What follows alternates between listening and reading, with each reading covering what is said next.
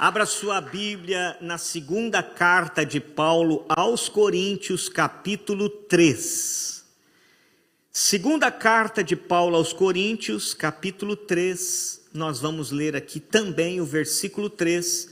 E nós vamos ficar só nesse versículo aqui para começar. Depois nós vamos para outros versículos. Segunda carta de Paulo aos Coríntios, capítulo 3. Abra sua Bíblia, por favor. Vamos ler a palavra do Senhor Jesus. Deus é bom. Diga amém? Amém. Muito bem. Vamos no versículo 3, diz assim: vocês manifestam que são a carta de Cristo, produzida pelo nosso ministério, escrita não com tinta, mas com o Espírito do Deus vivo, não em tábuas de pedra, mas em tábuas de carne, isto é, nos corações. Bom, deixa aberto aí. Aqui o apóstolo Paulo está dizendo que nós somos a carta viva de Cristo. Alguém já disse em algum lugar que o ímpio lá fora, a pessoa que não tem Jesus, ela não lê a Bíblia. As pessoas que não conhecem Jesus não leem a Bíblia. Mas eles leem você.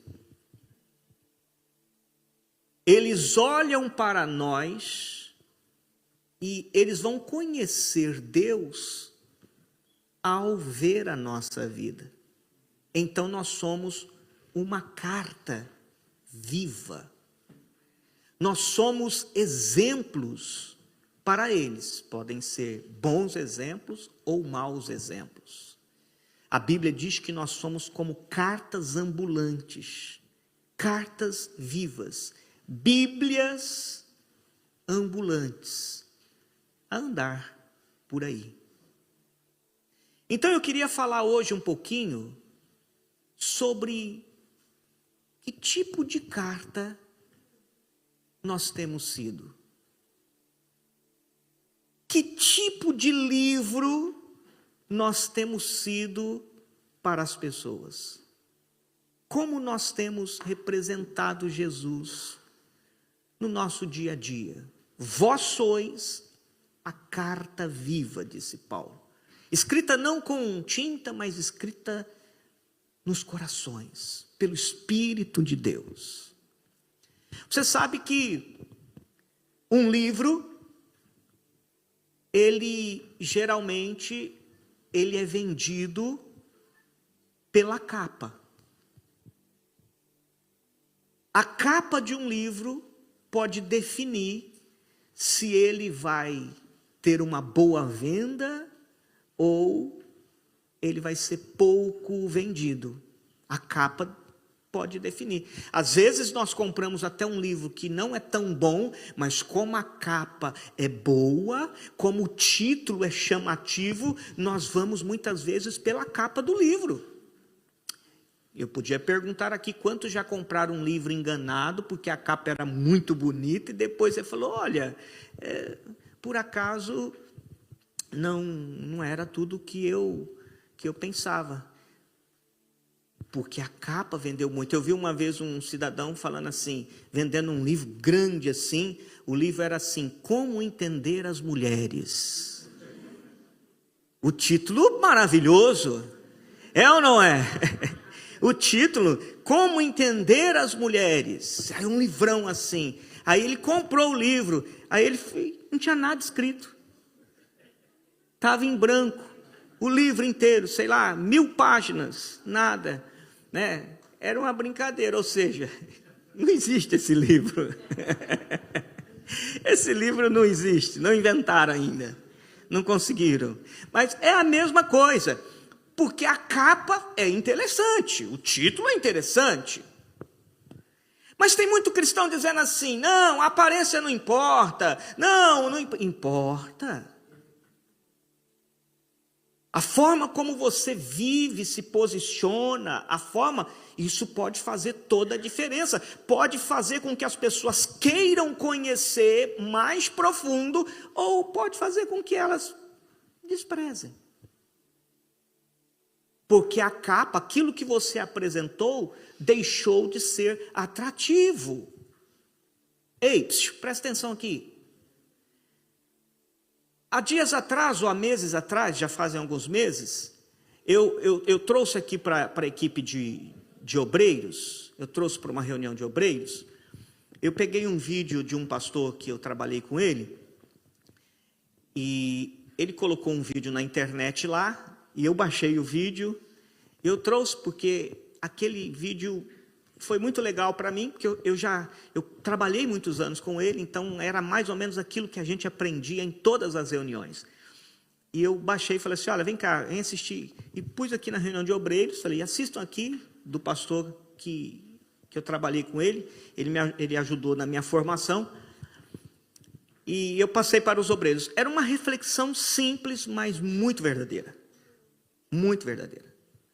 Na reflexão ele dizia assim, haviam 2 irmãos, isso é uma história, não é real. Haviam 2 irmãos, um rico e um pobre. O interessante é que o irmão rico, ele era um empresário do ramo artístico e ele era dono de um teatro. E o irmão pobre, por acaso era cristão e pastor de uma igreja. E os 2 se encontraram e conversando entre eles, o irmão pobre ficava com aquilo na cabeça, dizendo assim, eu não entendo como é que eu não consigo avançar, a coisa não vai para mim, e o meu irmão nem tem Jesus e é tão rico, é tão próspero. E conversando com o irmão, ele falou para o irmão assim, você tem que ir na minha igreja, conhecer Jesus. O irmão falou assim, eu vou na sua igreja, mas se primeiro você prometer que você vai no meu teatro. Aí ele falou assim, tá bom, ele queria levar o irmão na igreja, falou, então tá bom, no sábado eu vou lá assistir o seu teatro, mas se você prometer que domingo você vai na igreja. O irmão falou, se você for no teatro sábado, domingo eu vou assistir o culto lá na sua igreja. E eles combinaram, chegou no sábado, ele foi lá no teatro do irmão, assistir. E ele falou que quando ele chegou no teatro, ele já chegou na entrada, ele já viu assim, carros bonitos estacionando, e tinha uma pessoa lá para ajudar a estacionar os carros. E na entrada, uma entrada bem iluminada, com o letreiro dizendo o espetáculo que seria apresentado, as pessoas de uniforme bonitas a receber, a recepcionar, um lugar para colocar o chapéu. E ele foi vendo tudo aquilo ali, e ele falou, olha aqui, que organização, que coisa legal. E ele entrou, tinha um local marcado, olha, a sua cadeira é a X, ele sentou ali, num lugar que o irmão tinha preparado para ele, e antes do espetáculo, as luzes, tudo bem preparado, o som era ambiente, a temperatura era pensada, estava confortável para todo mundo. E aí, de repente, quando começou o espetáculo, parece que de forma sincronizada as luzes foram abaixando lentamente, e o espetáculo começou, e o som estava perfeito, e o negócio foi feito, e todo mundo aplaudiu. No final, as pessoas ficaram de pé e aplaudiram aquela apresentação, e até ele que ficou emocionado, falou, uau, que espetáculo! E ele foi embora e foi preparar para o culto, porque no domingo o irmão falou, eu vou na igreja. E no domingo o irmão dele foi na igreja, conforme prometido. E por acaso o irmão dele chegou, os obreiros que estavam recepcionando, tinham esquecido que eles estavam recepcionando. Eles estavam de costa para o povo e não prestavam atenção quando o povo estava chegando. Eles não sorriam. E quando o culto começou, a guitarra estava desafinada, o som estava falhando, a bateria acabou. E ele percebeu que as pessoas estavam ali e o pastor estava falando sem convicção. Ele estava doido para ir embora. As pessoas contando as horas para o culto acabar. E ele foi notando tudo aquilo ali.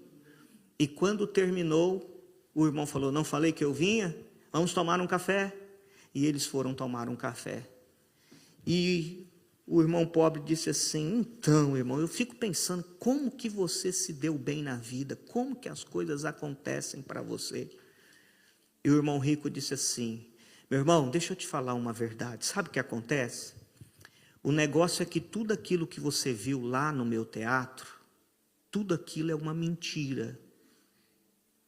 aquela história que nós apresentamos lá no palco, aquilo não é verdade. Aquilo é uma criação, aquilo é um enredo, aquilo é uma história inventada. Só que nós apresentamos uma mentira como se fosse uma verdade. Nós nos aplicamos para que ela seja passada de maneira que todos entendem. Meu irmão, você sabe qual é o seu problema? Tudo que vocês fazem lá é a verdade, mas vocês apresentam como se fosse uma mentira. Porque vocês de fato não colocam o coração naquilo que vocês fazem. Vocês apresentam a verdade num rótulo como se fosse mentira. A verdade é que nós estamos vendendo uma mentira, mas como se ela fosse verdade. Eu queria que você pensasse sobre essa reflexão e veja se não é isso o que está acontecendo. Talvez na sua vida, nas suas finanças, no seu ministério. A Bíblia diz que nós somos cartas vivas. Mas como você tem apresentado essa carta? Será que a forma que nós falamos, fazemos, andamos, nos vestimos, pensamos, reagimos, não está com uma capa que deixa de ser interessante, de maneira que a pessoa rejeita e não queira saber? Nós queremos que as pessoas conheçam Jesus, mas as pessoas não vão ver Jesus sem antes olhar para nós. Nós somos a carta viva. Então nós precisamos pensar nisso. Nós precisamos moldar a nossa vida, nós precisamos entender que as pessoas não querem mais pessoas negativas. O mundo está cheio de gente negativa. O mundo está cheio de pessoas com medo.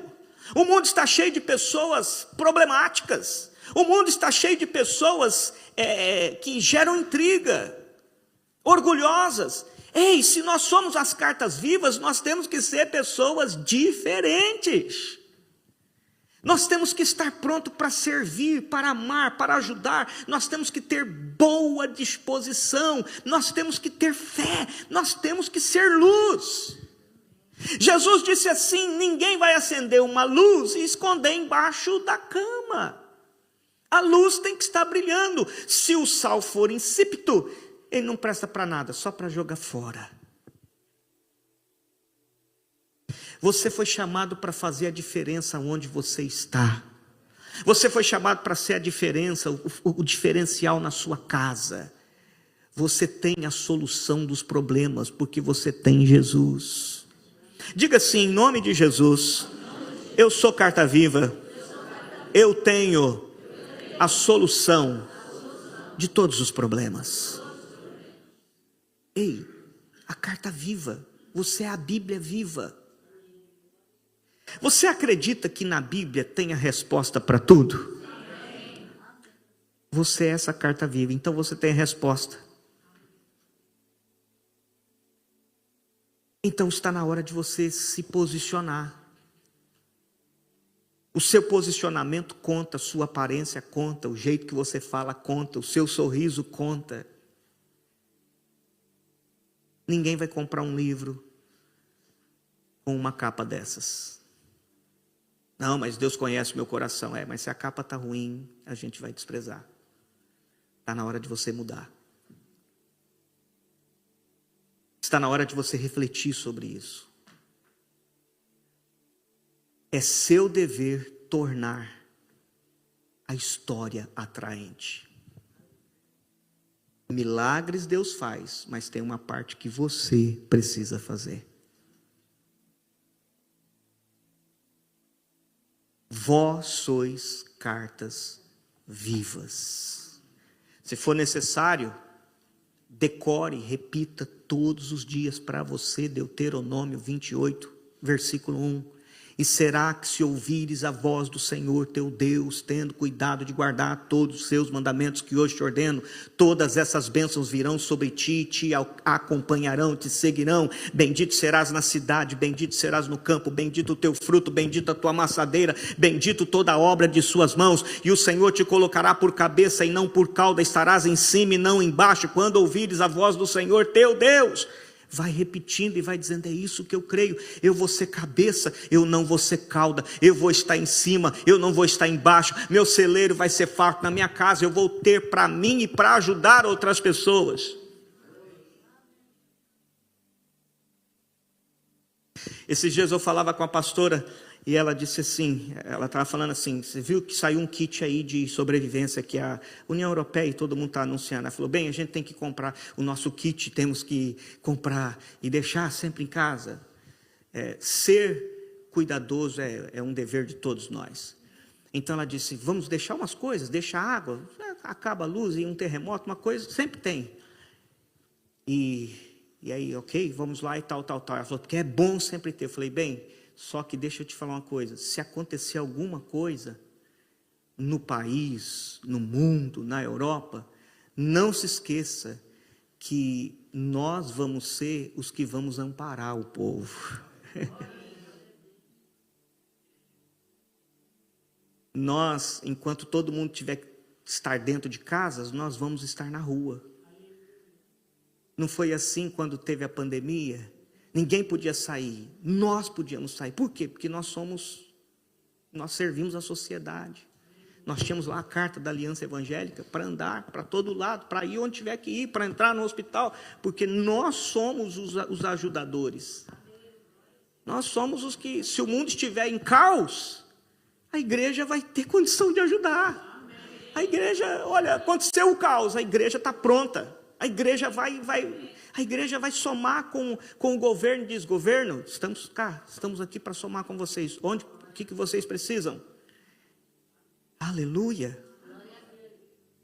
Nós temos para ajudar. Então, coloca isso no seu coração, você é a carta viva. Você é carta viva. O mundo está em trevas, mas você é luz. O mundo tem dúvida, você tem fé. O mundo está revoltado, as pessoas estão, olha, o estresse das pessoas está em alta, as pessoas estão andando estressadas. Você tem a paz de Cristo que excede todo entendimento.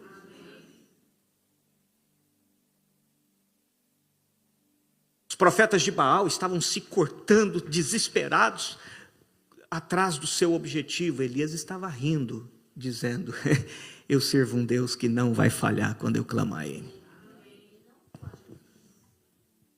Você é carta viva.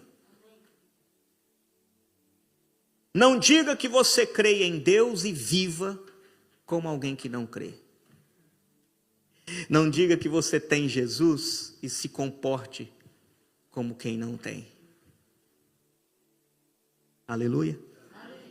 Você é carta viva. Olha para o seu vizinho e diga: você é carta viva. Aleluia. Diga amém. Dá uma melhorada na capa aí em nome de Jesus. Dá uma melhorada no título aí. Dá uma melhorada no título que está escrito aí na sua testa. Nos seus olhos tem alguma coisa escrita. Quem olha para você vê algo escrito nos seus olhos. Você pode não falar nada.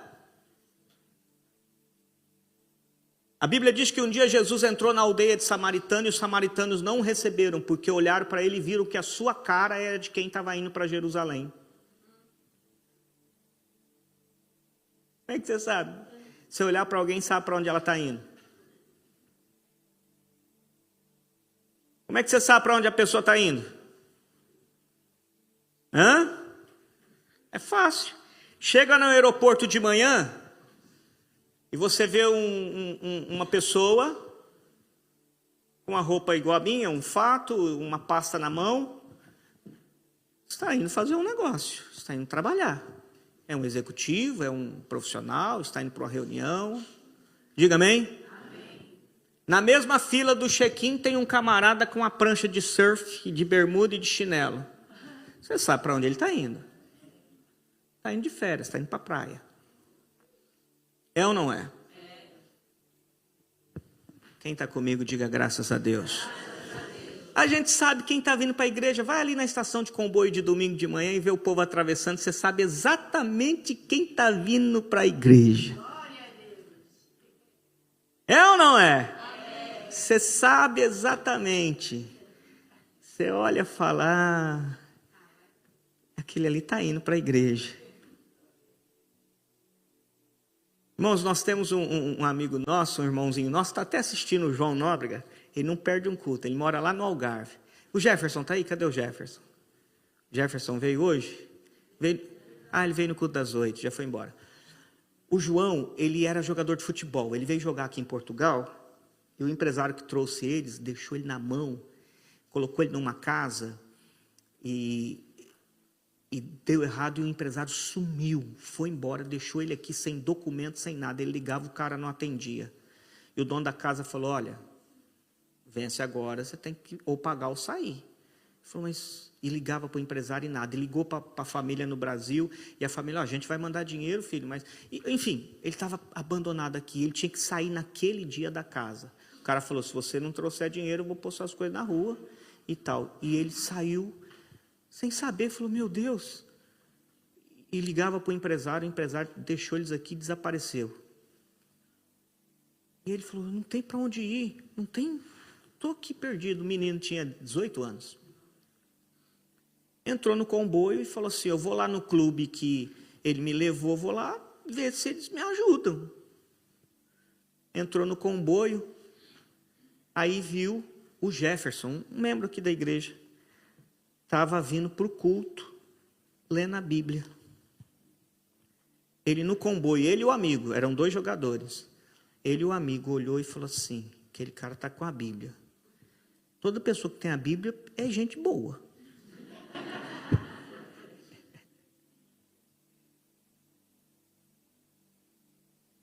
Eu vou falar com ele.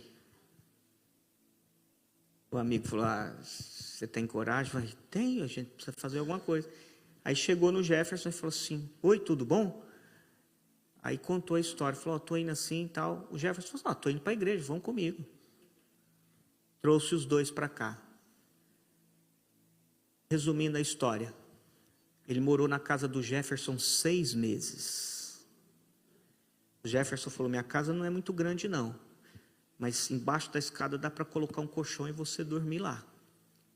Ele falou, eu aceito, não tem para onde ficar. Enfim, foi morar lá, ficou lá 6 meses na casa do João, vinha para a igreja, ficou firme, Deus foi abençoando a vida dele. Enfim, a história dele dá um podcast tremendo, tremendo. Hoje ele tem a empresa dele lá no Algarve, vive bem, ele, a esposa, tem 2 filhos maravilhosos, está vindo o 3º agora, né? E glória a Deus, está feliz da vida, é próspero. Sempre quando é Santa Ceia, ele pega o carro, vem assistir, vem participar da ceia aqui. É um menino de ouro. Mas o clique foi, ele viu alguém no comboio com a Bíblia na mão. Até eu brinquei com ele, né? É bom andar com a Bíblia. Ele falou, olha, anda com a Bíblia, você pode salvar alguém. Ele disse, naquele dia eu estava perdido, eu não sabia o que eu ia fazer da minha vida. Carta viva. A Bíblia diz que você é uma carta viva. Agora, você quer ser uma carta viva poderosa? Vamos para a gente concluir. Vai no livro de Atos. Eu vou mostrar 2 versículos aqui para vocês, muito interessantes. Nós estamos terminando o estudo do livro de Atos. E tem algo muito interessante no capítulo 21. Glória a Deus. Diga amém? Amém. Aqui no capítulo 21, Paulo está indo para Jerusalém. E ele estava decidido a ir para Jerusalém, porque Deus tinha falado com ele que ele ia para Jerusalém, e que ele não ia só em Jerusalém, mas ele ia terminar em Roma. Deus já tinha falado com ele, você pode ler na Bíblia. Jesus sentou do lado dele e falou com ele: Paulo, tenha coragem, do mesmo jeito que testemunhaste de mim em Jerusalém, vai testemunhar em Roma. Então Paulo tinha no coração a certeza: eu vou para Roma e eu vou falar para o imperador César. Era algo que estava no coração de Paulo. E se você sabe o que Deus tem falado no seu coração, você tem que lutar e não aceitar o espírito de comiseração. Porque os demônios, se todo dia for necessário, eles vão vir te atacar e jogar uma seta em você, para você aceitar menos do que Deus tem para você. Para você se contentar com o pouco. Para você, sabe, ser menos do que o que Deus chamou você para ser. A Bíblia diz que um homem tinha 100 ovelhas e uma se desgarrou. O que ele fez? Deixou as 99 e foi. Ele disse: não, eu tenho 100, Deus me deu 100, eu quero a 100.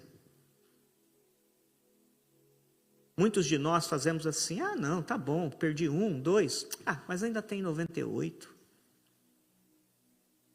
Ei, não deixa o diabo ficar com nenhum daquilo que Deus te deu. Vai em busca. Deus te deu, é seu. E aí Paulo está lá na cidade de Cesareia, e Paulo falou para os irmãos assim: olha, eu vou lá para Jerusalém, e Deus tem falado que de Jerusalém eu vou para Roma, e ele estava com aquela visão. Aí os irmãos chegaram para ele e começaram a dizer: Paulo, é perigoso, você pode até ser preso em Jerusalém, cuidado, é muito perigoso. O texto vai dizer o 21, olha o versículo 12, diz assim: quando ouviram essas palavras, verso 12, tanto nós como os daquele lugar rogamos a Paulo que não fosse a Jerusalém. E disseram: é perigoso, Paulo, não vai, não vai, não vai. Paulo disse assim no verso 13, mas Paulo respondeu: o que vocês estão fazendo ao chorar assim e partir o meu coração? Pois eu estou pronto não só para ser preso, mas até para morrer em Jerusalém pelo nome de nosso Senhor Jesus Cristo.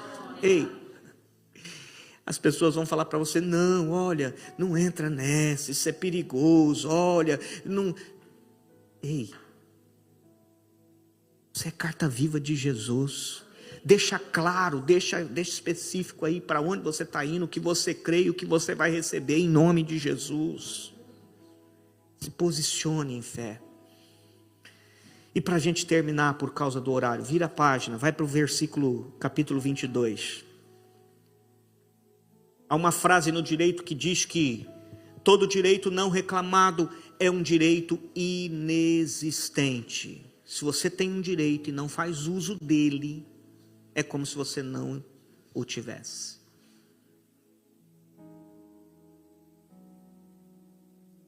Se o inimigo vem tentar roubar você e você fica quieto, ele leva. Talvez esse mal já está há alguns dias aí, até você se posicionar. Domingo passado eu preguei sobre isso. Quando Paulo estava em Éfeso, e aquela menina ia todo dia lá. Estes aí são servos do Deus Altíssimo. Aquilo durou até que Paulo falou assim: demônio, sai dessa jovem. Até que ele se posicionou. Você acabou de ouvir o testemunho aqui da Aparecida. Um ambiente de trabalho complicado. E o diabo dizendo: o problema é essa africana. Mas o mesmo demônio que falava para ela que o problema é a africana, dizia para a africana: o problema é essa brasileira. Para colocar um contra o outro. Se ela não se posiciona, se ela não vai, fala pacificamente, se ela não entra em oração, o ambiente ia ficar um ambiente perturbador. Talvez o diabo colocou na sua cabeça que o problema são os brasileiros. Ou colocou: o problema são os portugueses. O problema é o vizinho. Não, o problema é o patrão. Não é nem o patrão, nem o vizinho, nem o angolano, nem o brasileiro, nem... O problema é o diabo. Você tem que se posicionar contra ele. Você tem que dizer: Satanás, você não vai roubar minha paz, você não vai usar essa pessoa. Jesus morreu por mim do mesmo jeito que morreu por ela. Eu não aceito isso. Você tem que se posicionar. Diga amém. Isso é um direito que você tem, um direito que está escrito na Bíblia, que em meu nome expulsarão demônios. Ei, começa a orar pela sua família, começa a orar pelos seus filhos estão rebeldes, seu casamento vai mal, a frieza entrou, o marido não liga para você, a esposa não liga para você, está um conflito, vocês estão vivendo debaixo de guerra. Pode orar e mandar esse demônio sair do seu casamento. Não aceita isso, isso é demônio. Repreende esse mal em nome de Jesus. Entre em oração, diga: Deus, quebra. E Deus vai usar situações e até pessoas para quebrar isso daí. Se você não usar o seu direito em Cristo, isso vai continuar. E esse texto mostra algo tão interessante. Paulo chegou em Jerusalém, e Paulo foi preso no templo, e os soldados já vieram, e já amarraram ele, estavam amarrando, já preparando para açoitá-lo, para chicoteá-lo. E quando o soldado está amarrando as mãos de Paulo, preparando o chicote, Paulo fez uma pergunta. Leia comigo o versículo de número 25, 22, verso 25. Quando estavam amarrando com correias, Paulo perguntou ao centurião que ali estava: será que vocês têm o direito de açoitar um cidadão romano sem que ele tenha sido condenado? Quando Paulo está apanhando ali, já recebendo ali os primeiros golpes, amarrando, Paulo olhou para o centurião e falou: centurião, posso fazer uma pergunta? Vocês têm direito de fazer isso com um cidadão romano sem ser julgado?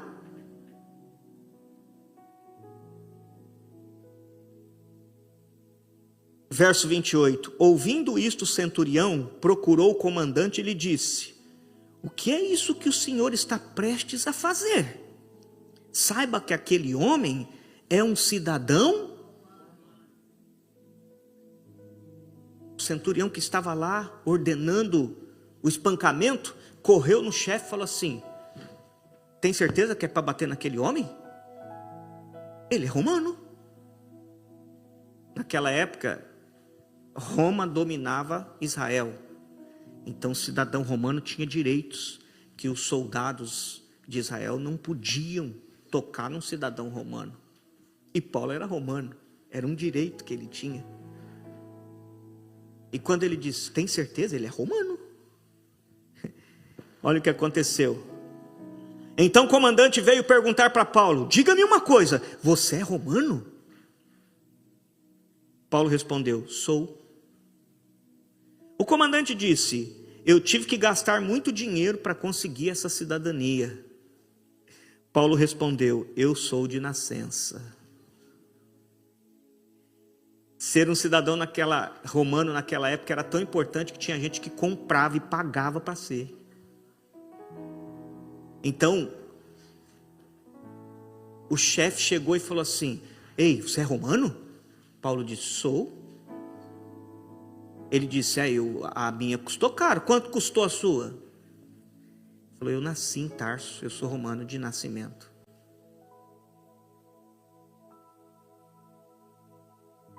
Versículo 28. Imediatamente se afastaram dele os que iam interrogá-lo com açoites. Os soldados foram saindo de perto um do outro, falou: o que? Ele é romano.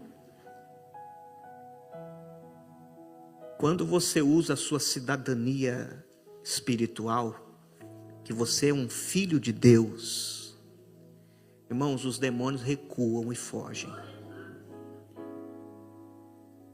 Você tem um direito como filho de Deus, que se você não exerce, o inimigo fica ali, te atormentando, te atordoando, roubando a tua paz.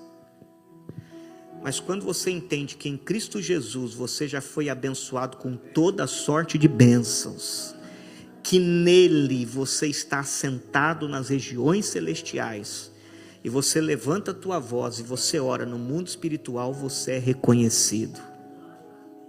Lembra dos filhos de Cefa, que não tinham cidadania espiritual, não andavam com Deus, não tinham comunhão com Deus? Eles foram expulsar o demônio, e o demônio avançou neles e arrancou a roupa deles e feriu eles, porque o demônio dizia: eu conheço Jesus e conheço Paulo, e vocês? Ei, você é conhecido no mundo espiritual, porque não é na sua força, é na força de Jesus. Então, por que você não usa o seu direito? Você é uma carta viva. Você é alguém que foi chamado para representar Deus nessa terra. Pare de aceitar a comiseração. Pare de reclamar das coisas. Pare de ser uma pessoa conflituosa. Seja alguém que acredita na vitória, que acredita na verdade que você ouve todos os domingos aqui, que você lê na sua casa, que você acredite nessa verdade e profetiza essa verdade. Viva como um filho da verdade. Não viva como o filho pródigo, não o jovem que saiu e gastou, mas como o velho que ficou em casa e vivia uma vida de escravo dentro de casa, não tinha alegria, não desfrutava de nada. O irmão foi embora, ele nunca sentiu falta do irmão, ele vivia como uma pedra. E depois ainda diz: pai, estou aqui, nunca me deste nada. Pai, filho, tudo que eu tenho é teu. Você está vivendo como um miserável, sendo filho do rei.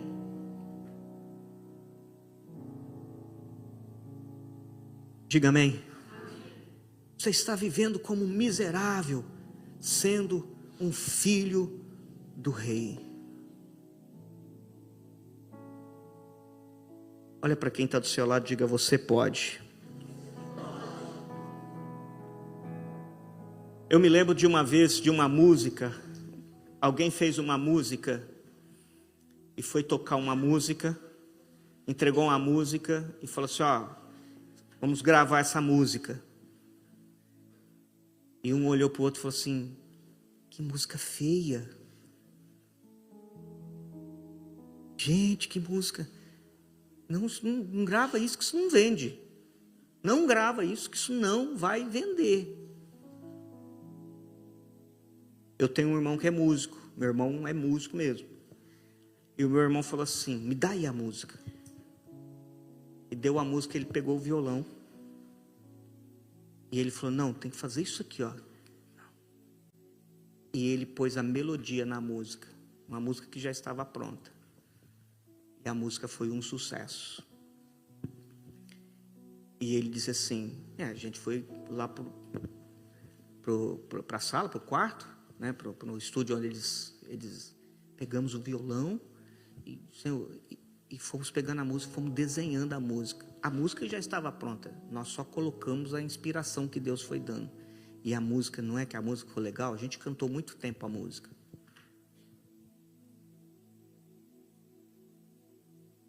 Se você não se posicionar e não der o tom, alguém vai dar o tom para você. Nós falamos isso aqui nos empreendedores. Se você não ditar o ritmo, se você não se posicionar, é o mundo que se posiciona para você. O mundo é que vai dar o tom. Não deixe o mundo dar o tom. Não deixe as pessoas dizer como que tem que ser. Você é a carta viva, você conhece Jesus. Jesus já ensinou para você. Não é o inimigo que define as regras do jogo, é Jesus que define. Davi chegou no acampamento e o filisteu, o gigante Golias, gritava: ei, o desafio é o seguinte, o homem que sair aqui e tal. Davi falou: quem é ele para determinar as regras do jogo? Não é ele que determina, não é ele que estabelece as regras. Quem é ele para falar assim? Diga amém. Se posicione. Você é uma carta viva. Fique de pé, vamos orar. Vamos buscar a presença de Deus. Aleluia. Vamos invocar o Senhor Jesus nesta manhã. Eu quero que você libere agora a sua fé. E eu quero que você comece a declarar vitória sobre a tua vida nesse momento. Sim. Eu quero que você comece a declarar vitória sobre a sua vida, que você se posicione agora. Sim, eu quero que você diga para esse demônio que tem roubado a tua paz. Eu quero que você diga para esse espírito mal que tem feito você ser uma pessoa amedrontada, fraca, triste. Eu quero que você diga para esse demônio que disse para você que você vai perder aquela causa, que você vai perder o seu emprego. Você diga para ele: demônio, você é um mentiroso, eu não creio em você, eu creio na palavra de Deus. Eu vou viver como alguém que crê na palavra e se posiciona na palavra. Eu vou ser uma pessoa abençoada. Eu vivo da fé, porque o justo vive da fé. Então eu vivo da fé. Eu sou mais que vencedor. Eu sou mais que vencedor em Cristo Jesus. Levanta a tua voz agora e começa a orar com fé agora. Começa a confiar no Senhor. Eu sei que o Espírito Santo nesta manhã está abraçando o povo, está trazendo restauração, está trazendo cura. E esta manhã é uma manhã de avivamento e transformação neste lugar. Eu posso ouvir a igreja invocando o nome de Jesus agora. Sim, eu posso ver o Espírito Santo se manifestando aqui nesse lugar. Levanta a tua voz, isso. Vai sendo abençoado agora, vai sendo cheio, vai sendo pleno do Espírito Santo. Aleluia, aleluia, aleluia, aleluia, aleluia, aleluia. Vem neste lugar, Jesus. Vem neste lugar, Jesus. Senhor, o teu povo clama, o teu povo levanta a voz e invoca o teu nome. E o Senhor está nesse lugar. Onde está a igreja? Sim, onde está a igreja que clama a Jesus nesta hora? Aleluia, aleluia, aleluia, aleluia. Vem, Espírito Santo. Vai tocando, vai abençoando. Oh, aleluia, aleluia, aleluia, aleluia. Toca, Senhor, toca, Senhor. Libera a tua unção nesta hora, Jesus. Vai abençoando o teu povo que busca a tua presença agora. E à medida que essa pessoa busca a tua face, que o Senhor enche este lugar, enche este lugar, enche este lugar, Jesus. Aleluia, aleluia. O vento balançou meu barco, mestre. Estou à beira de um naufrágio, mestre. Será que não vês? Será que eu vou perecer? Eu sinto na pele o frio desse vento. Chego a crer que não estás me vendo. Lembro que tu estás logo ali, na proa do meu barco a dormir. Eu sei que não estou só, já posso crer que amanhã vai ser bem melhor. Glória a Deus. Só porque estás comigo eu posso clamar. Eu acredito que eu não vou naufragar. Só porque estás comigo eu posso clamar. Já tenho fé pra descansar nas ondas de um bravo mar. Sim, eu posso clamar. Mestre, vem me ajudar.